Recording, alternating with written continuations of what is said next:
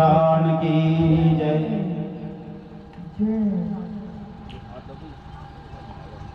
हरि ओम।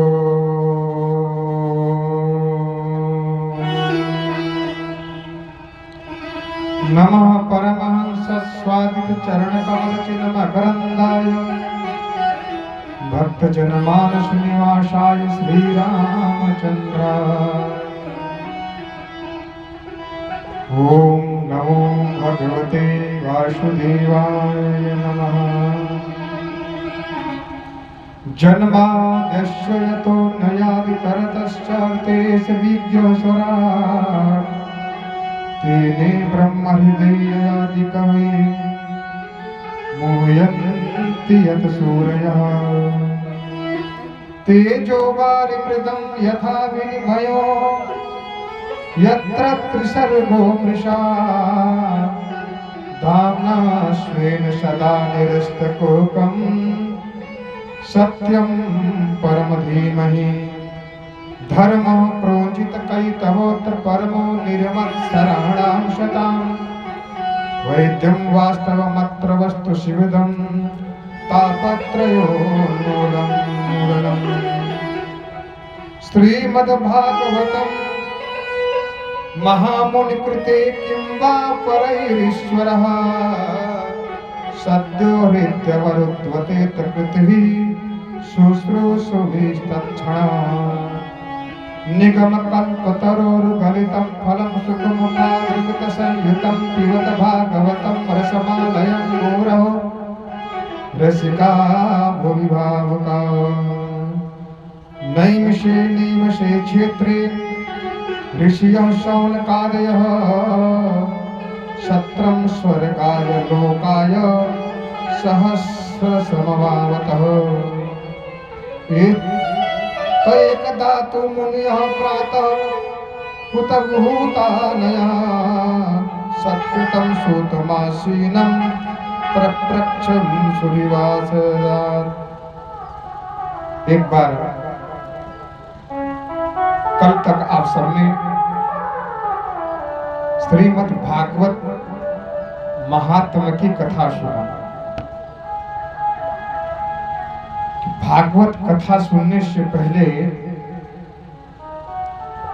भागवत कथा के महत्व के बारे में जानना जरूरी होता है। किसी भी व्यक्ति के बारे में जानने से पहले उसकी बारे में जानकारी लेना जरूरी होता है, तभी इसके प्रति श्रद्धा और प्रेम जागृत होता है। आज श्रीमद् भागवत का पहला स्कंद, प्रथम स्कंद प्रारंभ हो रहा है। मेन कथा इस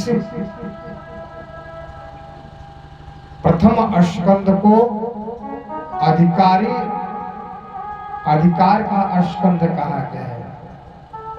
श्रोता का अधिकार क्या है, श्रोता कैसा होना चाहिए।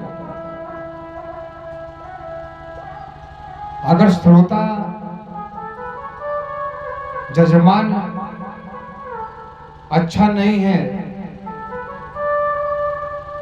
तो बोलने वाला कितना भी अच्छा हो इसका कोई मतलब नहीं रह जाता। इसलिए हमारे संतों ने पहले स्कंद को अधिकारी स्कंद कह दिया। अधिकार कैसे होना चाहिए।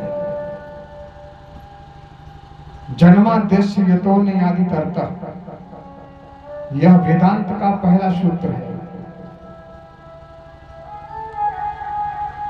यतोऽन्वयादितरतः, जिनका न जन्म होता है न सृजन होता है न पालन होता है, फिर भी पूरे संसार में व्याप्त है। उनके स्वरूप को देख करके बड़े बड़े ऋषि मुनि भी मोहित हो जाते हैं। जिसके बिना व्यक्ति जीवन जी नहीं सकता। पूरे ब्रह्मांड में व्याप्त है। तो भागवत जी की कथा कहां से चालू होती है पता है? सत्य से। सत्यम परम धीमहि। एक तो सत्य होता है। सत्य क्या है? जैसे हम लोग बैठ करके यहाँ कथा सुन रहे हैं, ये सत्य है, कथा हो रही है, लेकिन क्षणिक सत्य है, कुछ देर के लिए। परम सत्य क्या है? यहां सत्य की तुलना नहीं है, यहां परम सत्य की बात हो रही है, जिसका कभी क्षय नहीं होता है, एक काल पर स्थिर रहे, एक चीज पर स्थिर रहे, जिसका कभी पतन नहीं होता है। चाहे दुनिया पलट जाए, चाहे महाप्रलय आ जाए, चाहे कुछ भी हो, लेकिन वह कभी क्षीण नहीं होता, क्षय नहीं होता है। वो कौन है? जन्माद्यस्य, जिनका जन्म होता है, न आदि है, अंत है, न मध्य है, एक पद पर स्थिर रहते हैं। ऐसे तापत्रय विनाशाय, जो तीनों प्रकार के कष्टों का निवारण करते हैं, ऐसे ब्रह्म स्वरूप, सत्य स्वरूप भगवान श्री कृष्ण को हम प्रणाम करते हैं।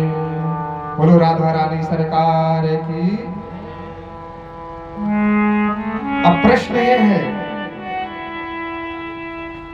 कि ये समझ में किसको आएगा?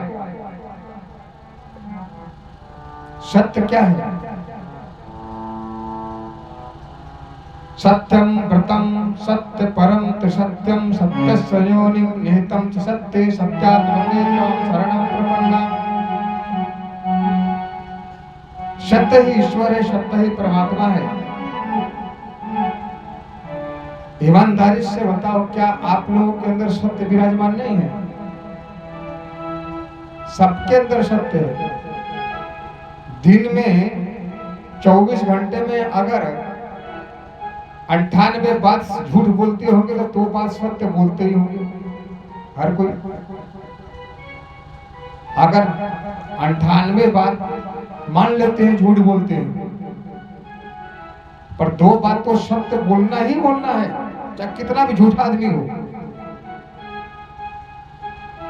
अब कितना भी सत्यवादी आदमी हो, उसको भी झूठ बोलना है, बोलना है। बोलो राधे रानी सरकार की।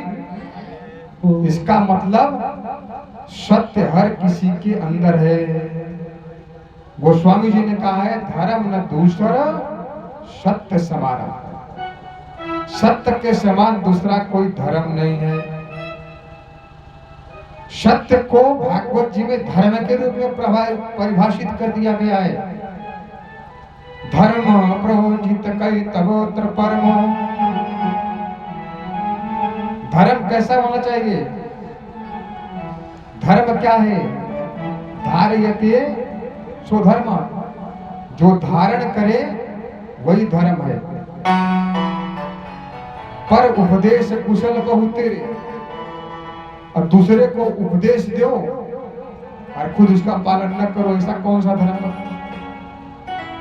तो भागवत जी में लिखा है कि ऐसे बगुला भक्तों को कल्याण नहीं होता है। भक्त भगवान का कैसा होना चाहिए? कई तो रहित धर्म प्रोजित कई तबोत्र कई तबोत्र। कई तो मतलब कपट नहीं होना चाहिए। भागवत जी का एक एक श्लोक में इतना बढ़िया वर्णन है। कैतव रहित धर्म प्रोजित कई तबोत्र परमो निर्मत्सराणाम सताम। निर्मत्सराणा मतलब कपट रहित हो और निर्मल मन में कोई मैल न हो, एकदम निर्विकार छोटे बच्चे की तरह निर्मत सराणा, मन में मैल नहीं होना चाहिए।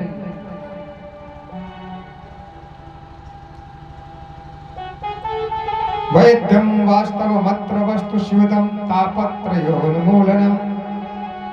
ऐसे व्यक्ति के ऊपर तीनों ताप का कोई कष्ट नहीं होता है।